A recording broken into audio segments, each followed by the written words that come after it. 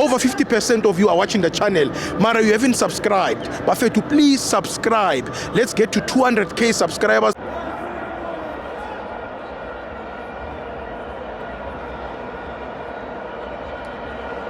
Welcome to my fans on the TV. It's the FIFA World Cup, Mexico 2, Bafana 0. I'm joined by Sibo.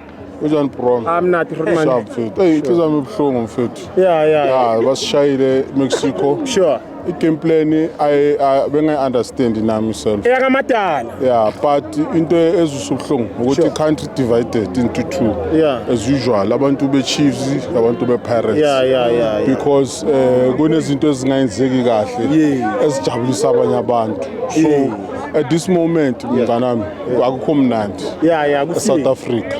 Angithola. Befana ngabe izinto e1 sikhuluma ivoice e1. Sure. But as usual ngoba kunabanye abangekho manje kubhlungu. Cool. Anyway, Sibo, I don't know coach abeyenzani. Yeah. But I think even Mexico. Sure. Mexico nayo azange ibe threat. Sure. Kangako. Sure. So thina kusho ukuthi beshota nje ngomuntu ongasinikeza ifinal third. Sikhona ukora. So kusho ukuthi ngabe noma sihlulike lapho befana ngabe sidlala helicopter football. Because labantu labo bebaspressa high. Sure. If ubonile igoli lokuqala beba pressa usithole waluza ibhola bakora. Yeah. You understand? Yeah. So kusho ukuthi coach game is 2 manje usithola ngithi ukuthole red card. Sure. Kusho ukuthi umuntu ozomreplace kumele understand ukuthi we can't be gambling lapha emuva ngendlela besigambula ngayo. Mina bengicabanga ukuthi bazoyibona lento le. At least badlala iroute 1. You understand? Indaba yama defender i11 angazi ukuthi into yakuphi because South African football idlala ngama full back manje. Sure. No modern day football. Sure. So umudawo no ukhulusa umudawo no opromodiwe ama full back asama defender. Sure. Umbokazi ball playing center back. Sure. Ama CDM umsebenzi wabo cover ispace ama full back ma khuphu. Sure. So kusho ukuthi if nentwana okona mongayibheka ball player beswami bacala ibhola emuva nge goalkeeper ngalo goalkeeper wethu. La goalkeeper lo yana umuntu odlala ibhola from the back ueda inamba emuva. Kusho ukuthi manje masisusa ibhola emuva siba ingakhe emuva ama center back ay split.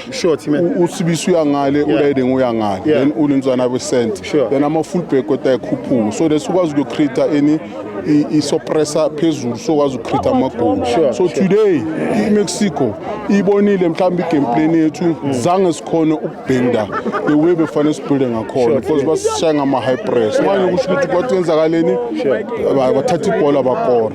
Kuhlungu sithiwe because manje sidliwe nge-first game which is sidliwe ngaki 2-0 or 3-0 and sithola ama red card angaka ama red card i2 manje kusho ukuthi ulayide ngakasekho because ama game i3 phela so wadlala. Hopefully the next game coach is going to go back to the drawing board abheka ama mistake wethu akwazi ukwa rectify and then sikwazi ukuthi sibuye sishaye laba abazange bazi ngoba nabo ibhola ngathi badlale manje. So kusho ukuthi sisasene chance ukuthi sibagala abangithusa iSouth Korea ngoba iSouth Korea emnandi icava idiski nama quality players mara bayafana bonke banamehla afana bonke but bamnandi bona ngithola.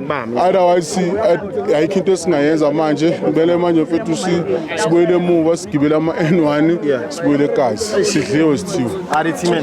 Ade team.